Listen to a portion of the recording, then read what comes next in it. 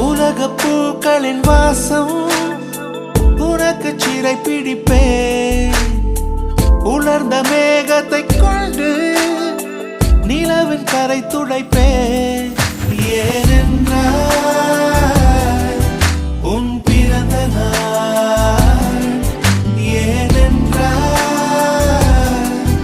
உன் பிறந்த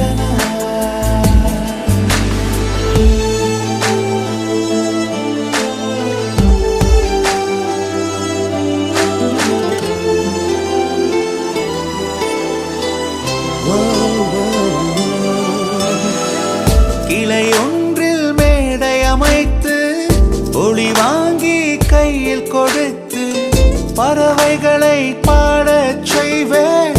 இலையெல்லாம் கைகள் தட்ட அதில் வெல்லும் பறவை ஒன்றை உன் காதில்